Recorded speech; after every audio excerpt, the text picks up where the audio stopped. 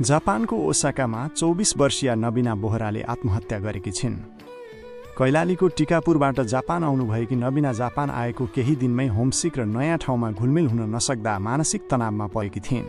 Japan आउन 14 देखि 15 लाख रुपियाँ खर्च भइसकेको र अहिले नेपाल फर्किँदा थप आर्थिक भार पर्ने भन्दै परिवारले उनलाई जापानमै बस्न सम्झाएको थियो।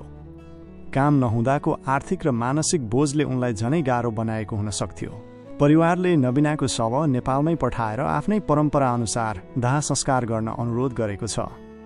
जापानबाट शव नेपाल पठाउन 10 देखि 12 लाख रुपियाँ लाग्ने र जापानमै दाह संस्कार गर्दा पनि 4 देखि 5 लाख रुपियाँ खर्च हुने कुराले परिवारलाई थप चिन्तित बनाएको छ।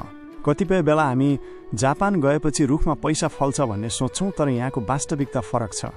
विदेशमा पैसा कमाउनु त परको कुरा, बाँच्नका लागि पनि कति सङ्घर्ष गर्नुपर्छ भन्ने कुरा यस्ता घटनाले देखाउँछ। जापानमा आएर काम नपाउँदा वा सोचे जस्तो नहुँदा कतिको मानसिक स्वास्थ्य बिग्रिएको हामीले देखेका छौँ। नबिना बोहराको असामयिक निधनले हामी सबैलाई एकपटक फेरि सोच्न बाध्य बनाएको छ।